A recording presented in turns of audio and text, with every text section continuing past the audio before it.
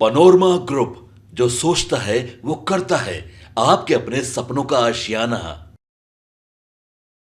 नमस्कार दर्शकों, भारत लाइव के खास कार्यक्रम मुद्दे की बात में आपका एक बार फिर से बहुत बहुत स्वागत है। जब से बिहार में नीतीश कुमार की सरकार आई है, तब से भारतीय जनता पार्टी उनके रहमो करम पर सरकार में आती है। न सिर्फ भारतीय जनता पार्टी बल्कि आरजेडी का भी वही हाल है। नीतीश कुमार की सरकार के साथ ही आरजेडी और आरजेडी का पार्टी लगातार सटते आया है। ये बात हम 2005 के बाद की कर रहे हैं। 5 के पहले की कहानी आप सबको पता है। भारतीय जनता पार्टी बिहार में अस्तित्व में कब आएगी, इसको लेकर के पिछले 15 सालों से मंथन चल रहा है। भारतीय जनता पार्टी का हर एक व्यक्ति चाहता है कि हमारी पार्टी बिहार में लीडिंग में रहे, लेकिन ऐसी परिस्थितियां बन जाती हैं बिहार के अंदर में कि वो चीज़ें हावी हो जाती हैं और बीजेपी नीतीश कुमार के साथ गठबंधन में ही सरकार में आ पाती है। तो क्या ये चर्चा समाप्त नहीं हो सकती है कि नीतीश के पीछे पीछे ही जाकर भारतीय जनता पार्टी को, बीजेपी को अस्तित्व में रहना पड़ेगा? मुद्दे की बात में आज इसी सब विषय पर चर्चा करेंगे, क्योंकि यह मामला अब धीरे धीरे गर्म होते चला जा रहा है। बिहार में नीतीश कुमार के रिटायरमेंट के बाद बीजेपी का क्या हाल होगा या फिर आरजेडी का क्या हाल होगा? नीतीश के पीछे चलना भाजपा की मजबूरी या जरूरी, क्या कहता है सर्वे? एक सर्वे भी निकाला गया है। इस सर्वे के आधार पर बाबा से जानकारी लेते हैं कि नीतीश कुमार के पीछे पीछे चलना भाजपा के लिए जरूरी है या फिर मजबूरी है। कौन से ऐसे सर्वे आए हैं जिससे ऐसा लग रहा है कि मजबूरी भी हो सकता है, जरूरी क्यों है? इन सभी बातों को स्थापित करने से पहले, इस पर चर्चा करने से पहले, कुछ ऐसी बातें हैं जो हम लोगों ने इधर एक सप्ताह के अंदर में किया है जी। उसकी चर्चा बहुत जरूरी है, क्योंकि उसी से जुड़ता हुआ इसका भी एक कड़ी है। नीतीश कुमार को भारतीय जनता पार्टी झेल रही है या नीतीश कुमार के साथ खेल रही है, एक सवाल ये खड़ा होता है। नीतीश कुमार भारतीय जनता पार्टी को बरगला रहे हैं कि वास्तव में उसके साथ हैं, ये भी एक बड़ा सवाल है। एनडीए में नीतीश कुमार हैं, क्या एनडीए में अगले चुनाव में भी रहेंगे, ये एक सवाल है। क्या एनडीए एकजुट रहेगा, ये सवाल है। इन सभी सवालों का जवाब जब खोजने आप निकलिएगा तो आपको भाजपा एक कांस्टेंट नजर आएगी। किस लिए कांस्टेंट नजर आएगी? तो वो केंद्र और बिहार की दोनों की सत्ता में कायम रहने के लिए नीतीश कुमार को खोजेगी, नीतीश कुमार को प्रथम प्रायोरिटी देकर के चलेगी। अब तो मतलब केंद्र के लिए भी जरूरी है। बिल्कुल, ये पिछले 19 सालों से लगातार देखा जा रहा है कि भारतीय जनता पार्टी ने ये होप ही छोड़ दिया है कि वो बिहार की शीर्ष गद्दी पर कभी बैठेगी। भाजपा ने ये तय कर लिया है कि वो नीतीश कुमार जब तक हैं, जब तक वो सीएम बनना चाहते हैं, तब तक वो बनाती रहेगी और उनके पीछे पीछे चलती रहेगी। पहली बात ये। तो अब पीछे चलना भारतीय जनता पार्टी की क्या है, मजबूरी है या फिर जरूरी है? सवाल आपने ये पूछा था। देखिए, मजबूरी और जरूरी, इन दो शब्दों के बीच में आपके पास कितना सामर्थ्य है वो नजर आता है। अगर आपके पास सब कुछ का सामर्थ्य है तो आपकी कोई मजबूरी नहीं है, आपकी ज़रूरत है जिसको आप पूरा कर लीजिएगा। आपको टॉफ़ी खरीदना है, आपके पास पैसा नहीं है तो ये आपकी मजबूरी है। लेकिन अगर आपके पास पैसा है और आपको टॉफ़ी खरीदना है तो आप खरीद भी सकते हैं, नहीं भी खरीद सकते हैं, ये ज़रूरत के हिसाब से देखा जाएगा। 1984 से लेकर के अब तक जो पॉलिटिकल चुनावी राजनीति में, वोटिंग की प्रवृत्ति में, वोटिंग की प्रक्रिया में जब भारतीय जनता पार्टी चुनावी राजनीति से जुड़ी 1984 से, तब से लेकर के अब तक भारतीय जनता पार्टी का ग्राफ जो है कभी ऊपर कभी नीचे होता रहा है, कांस्टेंट नहीं रहा है। हालांकि भारतीय जनता पार्टी ने कभी कभी तो ऐसा प्रदर्शन किया है जो आज से भी बेहतर प्रदर्शन आप मान सकते हैं, लेकिन उस प्रदर्शन का मायने क्या है जो आपको कांस्टेंट नहीं रखे? राजनीति में तो ऐसा होता है, लोकतांत्रिक प्रक्रिया में ही यह संभव है कि कभी आप अर्श पे कभी फर्श पे। तो ऐसी स्थिति में हम अगर कुछ साल, कुछ चुनाव का आंकड़ा ले लें तो 2009 से हम आंकड़ों को उठाते हैं तो 2009 में बहुत बढ़िया प्रदर्शन, आज के चुनाव से भी बेहतर प्रदर्शन किया था भारतीय जनता पार्टी ने। 15 सीटों में से 12 सीटें जीत करके आई थी। आज 17 सीटें लड़ी हैं और 12 जीत करके आई है, जबकि 2019 में 17 में से 17 जीत के आई थी। अगर उससे पहले 2014 में चले जाइए तो 30 सीट लड़ करके 22 सीट जीत करके आई थी। यानी कि कांस्टेंट अगर देखा जाए 2009 के परिप्रेक्ष्य में देखा जाए तो भारतीय जनता पार्टी के जब ये थिंक टैंक नहीं थे, सो कॉल्ड गुजरात लॉबी नहीं थी, तब भी 12 सीटें लेकर के आई थी। 2009 में इन लोगों को कोई बहुत दूर दूर तक देखा भी नहीं था कि केंद्र की राजनीति में इनका कोई पदार्पण होगा, लेकिन 12 सीटें जीतने वाली भारतीय जनता पार्टी तब कहीं ना कहीं अटल और आडवाणी की पार्टी कही जाती थी। तब भी उन्होंने वो प्रदर्शन किया जो आज आप उस पर ये नहीं कह सकते हैं कि नहीं हमने बहुत अच्छा किया। आप वही कर रहे हैं जो आपके पूर्वजों ने आपकी पार्टी के लिए किया है। अब ऐसी स्थिति में एक हवा बनाना, तब भी भारतीय जनता पार्टी पीछे पीछे चल रही थी, तब मजबूरी थी जी। तब मजबूरी थी भारतीय जनता पार्टी की। भारतीय जनता पार्टी को भले ही लोकसभा में लोग वोट दे रहे थे, लेकिन विधानसभाओं में भारतीय जनता पार्टी को जरूरत थी बिहार में अपना पैर जमाने की। एक सेकुलर पार्टी और एक कम्युनल पार्टी, इन दोनों के बीच के डिफरेंस को ख़त्म करना था, और उस डिफरेंस को ख़त्म करने के लिए पहले तो नीतीश कुमार जो हैं वो भारतीय जनता पार्टी की मजबूरी बन गए। 90 के दशक में आपको याद होगा रत्नेश कि 90 के दशक में मैं कई बार ये बात कह चुका हूँ, 90 के दशक में जब लालू प्रसाद को बिहार के मुख्यमंत्री की कुर्सी पर बिठाया गया, उससे पहले नीतीश कुमार ने ही लालू प्रसाद को नेता प्रतिपक्ष बनवाया था। उसके लिए भी उन्होंने बहुत सारे काम किए थे, बहुत मेहनत किया था, बहुत स्वांग रचे गए थे। उनको मुख्यमंत्री बनाने के लिए भी बहुत स्वांग रचे गए थे। और नीतीश कुमार के ही इन्फ्लुएंस करने के बाद सभी दलों ने, जो भी गैर कांग्रेसी दल थे, उन सभी ने समर्थन करके और लालू प्रसाद को बिहार का मुख्यमंत्री बनवाया था। भाजपा भी साथ में थी। लेकिन 1990 के बाद 94 में 93 से ही दोनों के बीच में संबंध, रिश्ते खराब होने लगे थे नीतीश कुमार के साथ। इस बीच में आपको याद होगा कि एक आया था अयोध्या यात्रा वाला भी, सारनाथ से अयोध्या तक की यात्रा जो कर रहे थे आडवाणी, उसको लेकर के भी रथ रोका गया। वहाँ से दोनों के संबंध गड़बड़ाए। भाजपा ने साथ छोड़ा, सरकार लड़खड़ाई, लेकिन कहीं ना कहीं वो सरकार बच गई, कांग्रेस के समर्थन से बच गई। खैर, इन सभी बातों के आगे अगर आप बढ़िए तो भारतीय जनता पार्टी तब से लेकर अब तक बिहार में अपना जमीन तलाश कर रही थी, और ये जमीन तलाशने का काम खत्म हुआ 1994 में, जब नीतीश कुमार अलग हुए लालू प्रसाद से और ये हिम्मत कर लिए कि हम लौकुश के माध्यम से MOI समीकरण को मात देंगे। और यहाँ से नीतीश कुमार की यात्रा शुरू हुई, और ये यात्रा जो केंद्र की राजनीति से होती हुई बिहार तक पहुंची, तो 90 और 95 दो बार प्रयास करने के बाद भी बहुत कुछ रिजल्ट नहीं दे पाए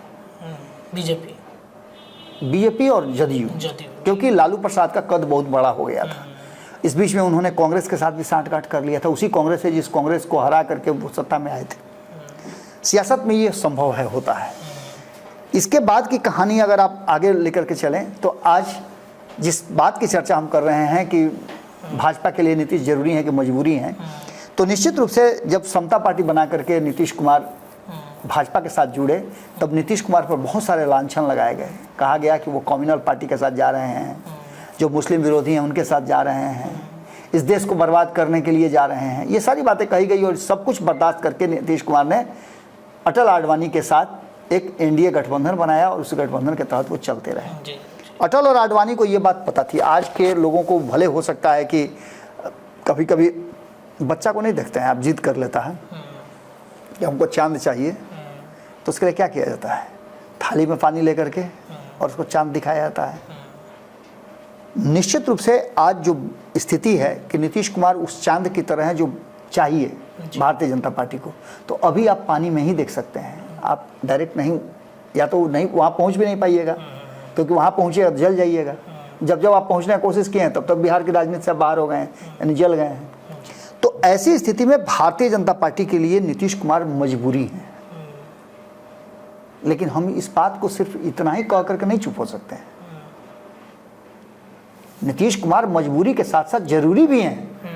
जरूरी इसलिए है कि भारतीय जनता पार्टी का हमने ग्राफ जो आपको बताया कि 2009 से लेकर के 2024 तक का आंकड़ा अगर देखें तो 15 सीट लड़ करके 12 आए, 30 सीट लड़ करके 22 आए, ग्राफ यहाँ बढ़ा। अचानक से आप नीतीश कुमार के चलते आपको छोड़नी पड़ी अपनी 5 जीती हुई सीटें।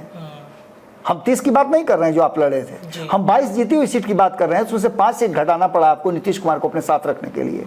तो निश्चित रूप से नीतीश कुमार आपकी जरूरत भी थे और आपकी मजबूरी भी थे। बिना नीतीश कुमार के शायद संभव नहीं हो पाता सत्ता में काबिज करना भाजपा के लिए भी, और इस वजह से वो शुरू से मतलब देखते आ रहे हैं जी कि ये पता नहीं क्या है, एंटी इनकम्बेंसी है लोगों के मन में, या फिर वो जातियां हावी नहीं है जो जिस जाति की वजह से बीजेपी चाहती है कि हम सत्ता में आ जाए। इसके साथ साथ रत्न से एक और बड़ी बात है कि 2014 से 2019 तक आप सत्ता में रहे, 5 साल तक आपने एक्ट किया, आपने जो कुछ लोगों से वादे किए थे, कुछ वादों को आपने पूरा किया, कुछ वादे, लेकिन सबसे जरूरी वादा जिस वादे के तहत लोगों ने आप पर भरोसा किया था, हर हर मोदी, घर घर मोदी, 2 करोड़ रोजगार, काला धन वापस, कुछ नहीं किया आपने। इनमें से कोई भी काम पूरा नहीं किया। उल्टा में अमित शाह ने कह दिया कि सारा जुमला है। इस बीच आपने क्या किया? तो आपने नोटबंदी करवाई, आपने और भी कई ऐसे फैसले लिए जिन फैसलों के साथ नीतीश कुमार तो थे, वो नीतीश कुमार साथ में आपके थे जो आपसे अलग चुनाव लड़े थे 2014 में।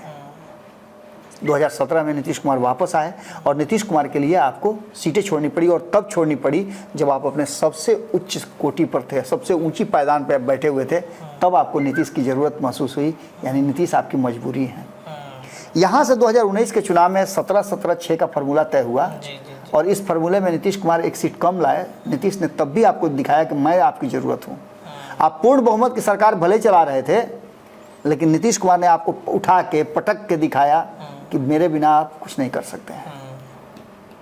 भारतीय जनता पार्टी 17 सीट जीतने के बाद और केंद्र में 303 सीट जीतने के बाद पूर्ण बहुमत में थी। जो भी उनको एक्ट करना था वो उन्होंने किया, लेकिन 2024 में एक बार फिर से उसी मोर के पैर की तरह भारतीय जनता पार्टी को नाची तो खूब, लेकिन जब चुप हुई, नाचना बंद हुआ, तो उसके पैर पर नजर पड़ा, देखा कि उसका पैर कितना कुरूप है। फिर नीतीश कुमार की आपको जरूरत महसूस हो गई। और नीतीश कुमार जरूरत ही नहीं, मजबूरी थे। हम मजबूरी अभी तक नहीं बताएं क्यों मजबूर थे, हम सिर्फ जरूरत और मजबूरी बता रहे हैं। लेकिन इसके साथ साथ हम थोड़ा पीछे और जाएं तो आप एक और चीज महसूस कीजिएगा कि 1989 में, 1991 में, 1996 में, 1998 में, 1999 में, इस समय में भी भारतीय जनता पार्टी चुनाव लड़ी। इस समय में भी नीतीश कुमार और बाकी के लोग सत्ता में थे। इस समय भी लोगों ने कहीं ना कहीं राजनीति में प्रवेश कर लिया था। जब 1991 की बात करते हैं तो यहाँ लालू प्रसाद का पदार्पण हो गया था और 51 सीट पर लड़ करके, तब संयुक्त था, आपको याद होगा कि तब संयुक्त था बिहार और झारखंड। 51 सीटों पर चुनाव लड़ के 5 सीट जीत करके तब भी आई थी भारतीय जनता पार्टी। इसके बाद 1996 में 32 सीट लड़ करके 18 सीट जीत करके आई थी, और 1998 में 32 में से 20, यानी वोट का ग्राफ जो है उसका 20 से 24% घटा। लेकिन अचानक से 1999 में के बाद भारतीय जनता पार्टी का धीरे धीरे करके अब डाउनफॉल शुरू हुआ, और ये वो समय था जब भारतीय जनता पार्टी केंद्र की सत्ता पर काबिज होने के लिए तैयार थी। ऐसी स्थिति में कहीं ना कहीं जो परिस्थितियां बनी, उस परिस्थिति में नीतीश कुमार भारतीय जनता पार्टी के लिए सबसे ज़्यादा जरूरी बन गए। अगर बिहार और बिहार सहित हिंदी पट्टी के क्षेत्रों में अपना पैर आपको जमाना है तो उसके लिए आपकी ज़रूरत बन गए थे नीतीश कुमार। नीतीश कुमार ने बिहार में तो साथ दिया ही, इसके साथ साथ केंद्र में भी वो लगातार आपके साथ जुड़े रहे। जब जब भारतीय जनता पार्टी की सरकार आई तब तब नीतीश उसके साथ थे, चाहे वो सरकार का हिस्सा हो या फिर नहीं हो। इस बार 2024 में एक बार फिर से नीतीश कुमार को ले करके भारतीय जनता पार्टी ने ये साबित किया है कि नीतीश कुमार उनकी ज़रूरत और मजबूरी दोनों है। क्यों ज़रूरत और मजबूरी है, तो अब यहाँ से हम कुछ पॉइंट्स आपको बताएंगे तो आपको क्लियर हो जाएगा। हाँ, सबसे पहले जब जब नीतीश कुमार भाजपा के साथ नहीं रहे हैं तब तक भाजपा बिहार की सत्ता में नहीं रही है। मतलब आप समझ सकते हैं कि एक राज्य भाजपा के हाथ से चला जाता है। अब ऐसी स्थिति में निश्चित रूप से नीतीश कुमार के पीछे चलने ही मजबूरी आपकी है, और सत्ता में बने रहने के लिए नीतीश कुमार जरूरी है। भारतीय जनता पार्टी का वोट जो है वो फ्लैक्चुएट करता है। वोट का प्रतिशत और ग्राफ आप देखिएगा तो ऊपर नीचे होता है, लेकिन नीतीश कुमार का ग्राफ 15% से न नीचे होता है न बहुत ज़्यादा ऊपर होता है। यानी 15% कांस्टेंट वोट उनका है, जिसको आप गारंटी के साथ कह सकते नहीं होता है कि कोई सामान की गारंटी होती है। जैसे टाटा का कोई सामान आप ले रहे हैं ना, पहले नहीं होता था, टाटा और बाटा, ईद गारंटी का होता था। हम लोग के जमाने की बात मैं बता रहा हूँ। अभी तो आपके पास एक से एक है, मतलब ब्रांड आ गए हैं, और वो ब्रांड कितना टिकता है वो अलग बात है। लेकिन हमारे समय में जब बाटा का जूता आप खरीद लीजिए तो जूता पहनने और बाकी काम में भी आता था। वो पटक पटक के दिखाते भी थे कि नहीं, बोले तो कि पहनने के काम में भी आता था और बाकी काम में भी आता था। जी, उस समय वो AK-47 वगैरह नहीं था, वही AK-47 था, समझे। वो जानबूझ के पटक पटक के दिखाते बिल्कुल। थे कि कितना चटकता है, देखिए। बिल्कुल। तो एक तो वो आप एक बार खरीद लीजिए ना, आप फट जाइएगा, जूता नहीं फटेगा। ये स्थिति थी। पहले लोग कहता था कि चप्पल घिस जाता है बेटी के लड़का खोजने में, शादी करने में, लेकिन बाटा का जूता अगर आपके पास है तो नहीं खींचता था, चाहे जितना भी आप दौड़ लीजिए। उसी तरह से टाटा का जो सामान था उसको लेकर के, टाटा का लोहा हो या और भी सामान जो टाटा का था, उसको लेकर के भी आज भी आप देखिएगा कि टाटा का क्रेज अपनी जगह पर है। ये सभी चीज़ें कहीं ना कहीं इस बात की तरफ इशारा करती है कि नीतीश कुमार भी बिहार की राजनीति के टाटा और बाटा है, गारंटी है 15% वोट की। और ये बात सभी समझते हैं, दोनों ही खेमे समझते हैं। अब ऐसी स्थिति में कई ऐसे चुनाव हुए हैं, अनेकों चुनाव हुए हैं, जिस चुनाव में नीतीश कुमार ने खुद को प्रूफ किया है। चाहे वो 2015 में भाजपा से अलग होना हो, चाहे 2014 में अलग होना हो। अब आप कहिए कि 2014 में तो इनको 2-3 सीटें आया था, आप कैसे कह रहे हैं कि भाई उनको आया था वोटवा 15%, कम नहीं हुआ था। उसके साथ साथ भारतीय जनता पार्टी जो इतराती है कि 2014 में हम सरकार बनाया, अपने दम पर सरकार बनाया, 290 से ज़्यादा सीट लेकर के आए। भाई मेरे, आप ले करके तो आए, लेकिन तब बिहार में स्थिति क्या थी? आप जब 22 सीट लेकर के आए तो विपक्ष पूरा बिखरा हुआ था, अलग अलग खेमे में लोग लड़ रहे थे, और आप एनडीए के तहत एकजुट थे। तो ऐसी स्थिति में जो वोट कट रहा था उसका तो घाटा आपको होगा ही ना होगा, और उसका फायदा आपको होना है। जहाँ एक तरफ विपक्ष को घाटा हुआ वहीं फायदा हुआ। इस बार आप देखिए कि 2 ही खेमे में लड़ाई हुई, 10 को सीट कहाँ नहीं और जीत गया। जीत तो जाना चाहिए था आपको। इस बार तो और ज़्यादा था कि आपके साथ अब इस बार उपेंद्र कुशवाहा भी थे, कभी नीतीश कुमार रहे तो ये बाकी के 3 नहीं रहे थे, जब ये बाकी के 3 रहे तो नीतीश कुमार नहीं रहे।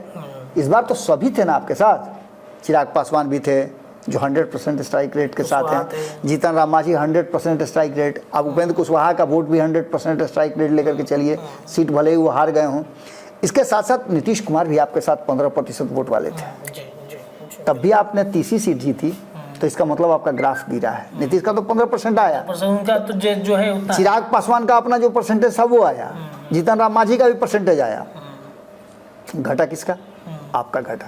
तो आपका ग्राफ गिरा, आपकी मजबूरी हो गई। पहले 2020 की अगर बात करते हैं तो 2020 में आपको एक चीज़ याद होगा कि तेजस्वी यादव, तब उनकी उम्र 31-32 साल के आसपास रही होगी। अकेले तेजस्वी यादव ने जो 2015 में सत्ता में लड़का आया हो, 2020 में मात्र 5 साल के बाद वो इतने ज़्यादा अनुभवी, उनके उम्र के 3 लोगों या दुगने लोगों को कह लिए, 2.5 गुना लोग चुनाव उसके विरुद्ध लड़ रहे हो, जो राजनीति के माहिर माने जाते हैं, वैसे वैसे लोगों के सामने अकेला तेजस्वी यादव चुनाव लड़ रहा है। भारी पड़ रहे थे काफी ज्यादा। पहले और दूसरे राउंड में जहां तक मैं जानता हूं, चूंकि उस चुनाव को मैंने बहुत करीब से देखा था, बहुत बारीकी से देखा था, क्योंकि सारी दुनिया कह रही थी कि तेजस्वी यादव की सरकार बनेगी और हम कह रहे थे कि तेजस्वी की सरकार नहीं बनेगी। हम क्यों कह रहे थे ये बात, तो इसके पीछे का कारण भी हम बताएंगे आपको।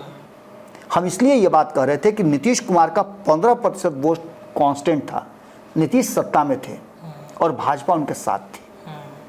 ये 4 फैक्टर एक साथ जुड़े हुए थे, तभी तेजस्वी यादव का विद्रोह करके 3 लोग बाहर गए थे।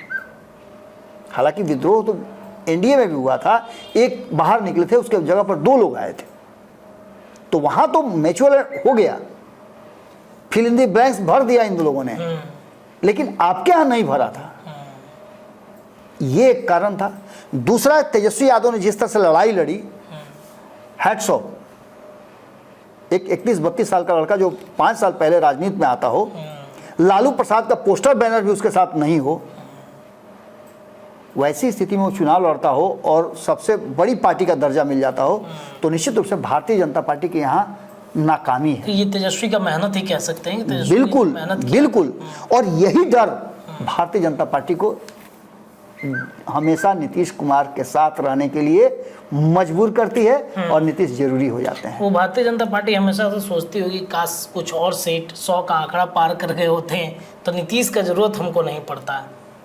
निश्चित रूप से भारतीय जनता पार्टी शुरू से चाहती रही है कि वो तेजस्वी यादव के साथ सीधा डायरेक्ट फाइट करे, लेकिन नीतीश कुमार के रहते ये संभव आपको लगता है क्या? या तो नीतीश कुमार को साथ लेकर के आपको लड़ना पड़ेगा या नीतीश कुमार के विरुद्ध लड़ना पड़ेगा, क्योंकि नीतीश कुमार अगर उस खेमे में चले गए तो 2015 में आपने देखा है, आप लालू से नहीं लड़े थे। लालू से लड़ने की आप जरूर कोशिश किए थे, लेकिन लड़ाई आपकी किससे हुई थी? नीतीश कुमार से, क्योंकि मुख्यमंत्री का चेहरा तो नीतीश कुमार थे। आपने अपने मुख्यमंत्री का चेहरा तक नहीं दिया था, आपको डर था, आप जानते थे क्या होने वाला है। अब इन सारी परिस्थितियों को अगर बहुत गंभीरता से देख लिया जाए तो यहाँ आकर के एक मामला अटकता हुआ नजर आ रहा है। कौन सा मामला? और मामला यहाँ अटकता हुआ नजर आ रहा है कि नीतीश कुमार मजबूरी तो है, जरूरत तो है, जो पिछले कई चुनाव में हम लोग 90 के दशक से लेकर अब तक देख चुके हैं, लेकिन 2025 का चुनाव एक अलग चुनाव होने जा रहा है, जिसमें एक कमजोर नीतीश कुमार, कमजोर हम इसलिए कह रहे हैं कि नीतीश कुमार शारीरिक रूप से अस्वस्थ हैं। नीतीश कुमार की पार्टी के भीतर जो कुछ भी चल रहा है, हालांकि बहुत हद तक ठीक करने की कोशिश की गई। आपने देखा होगा कि हम 2 दिन पहले जो खबर किए हैं उस खबर का असर कितना जल्दी होता है। 12 घंटे 24 घंटे में किसी खबर का असर होता हो, ऐसा हमने नहीं देखा है। बिल्कुल बिल्कुल बिल्कुल। हमने कल ही खबर किया था कि किसके अगेंस्ट में किसको लाया गया है, उसके बाद से चर्चा तेज हो गई। और हमने तब भी बताया था कि अशोक चौधरी को आप इग्नोर नहीं कर सकते हैं। और आज देखिए अशोक चौधरी के उस ट्वीट को लेकर के लोग जितनी भी बात कर लें, उसके जितने भी नेगेटिव एक्सपेक्ट निकाल लें, जहानाबाद वाले मामले पर जितना भी नेगेटिव कह लें, क्या नीतीश कुमार ने छोड़ दिया क्या कि अपने साथ जहानाबाद लेकर के गए? अशोक चौधरी के ट्वीट के बाद जब ये चर्चाएं शुरू हो गई, नेगेटिव चर्चाएं कि वो नीतीश कुमार के बारे में बोल रहे हैं, तो नीतीश कुमार ने बुला करके और उनको सम्मान दिया। ये क्या कहता है? यानी कि सिंपल सी बात है कि जब जब नीतीश कुमार को आप कमजोर करने की कोशिश करेंगे या कमजोर समझने की भूल करेंगे, उतना ही मजबूत होंगे। नीतीश कुमार आपके लिए उतना ही बड़ी जरूरत बन जाएंगे और उतना ही ज्यादा आपके लिए मजबूरी हो जाएंगे। और ये नीतीश कुमार ने अपने राजनीतिक कौशल से हासिल किया है। जिस तरह से हम बार बार कह रहे हैं कि कुछ लोग ऐसे हैं, कुछ नेता ऐसे हैं जिनको आप इग्नोर नहीं कर सकते हैं। बिहार की राजनीति में आप लालू प्रसाद के 2005 से पहले के शासन का अगर याद नहीं दिलाते हैं तो आप सत्ता में नहीं आ सकते हैं, क्योंकि तब के लोगों को इस बात का डर है कि अपहरण से लेकर के जितने भी क्राइम होते थे वो सभी लोगों को याद हैं। हालांकि इधर तेजस्वी यादव ने एक ट्वीट करके, आपने देखा होगा 243 के आसपास, 143 कितना 243 अपराधों का एक बड़ा लिस्ट जारी किया है। तो ये सभी मिला जिला करके कहीं ना कहीं एक बात की तो निश्चित रूप से नजर आ रही है कि भारतीय जनता पार्टी चाहे जितनी भी बड़ी हो जाए, पिता के सामने पुत्र जितना भी बड़ा हो जाए, लेकिन होता क्या है, अनुसरण पिता का ही करना पड़ता है। तो निश्चित रूप से बिहार की राजनीति के लिए अगर भारतीय जनता पार्टी का कोई पिता है तो वो है नीतीश कुमार। जैसे मानस पिता खुद कह करके अशोक चौधरी ने यह स्थापित कर दिया कि नीतीश कुमार बिहार की राजनीति के चाणक्य ही नहीं, बिहार की राजनीति के पिता हैं, तो ये बात मानना पड़ेगा। अब भले ही लालू प्रसाद को मौसा मान लीजिए आप, वो अलग बात है, क्योंकि दोनों एक कैटेगरी के हैं। दोनों के बिना किसी भी खेमे में, दोनों खेमे में कुछ भी इधर से उधर हिलना डोलना नहीं होगा। तो भारतीय जनता पार्टी के लिए मजबूरी भी है और ज़रूरी भी है। अब ये सर्वे जो है स्पष्ट बता रहा है कि नीतीश कुमार अगर नहीं है तो भाजपा 2025 में भी सत्ता में नहीं है। चलिए देखिए, ये सर्वे है और इस सर्वे की चर्चा अब से बिहार के राजनीति में तेज हो जाएगी, क्योंकि बाबा ने बताया है कि भारतीय जनता पार्टी के लिए नीतीश मजबूरी है या जरूरी है। फिलहाल मुद्दे की बात के लिए इतना ही, लेकिन देखते रहिए भारत लाइव। बहुत बहुत धन्यवाद। पनोरमा ग्रुप, जो सोचता है वो करता है। अगर ये वीडियो पसंद आई और वह बिहार के राजनीति और बिहारियत से सरोकार रखेनी तो सब्सक्राइब बटन दबा के चैनल के सब्सक्राइब कर ली। ओजे एगो घंटी बा, ओकरा बटन दबा देला से कुल सटीक और मारक खबर रुआ मुफ्त में मिल जाई। अगर रुआ पत्रकारिता के हमनी के नया प्रयोग में सहयोग कर चाहतानी तो ज्वाइन बटन दबा दी। पेटीएम नंबर नोट कर ली 9386816700। धन्यवाद।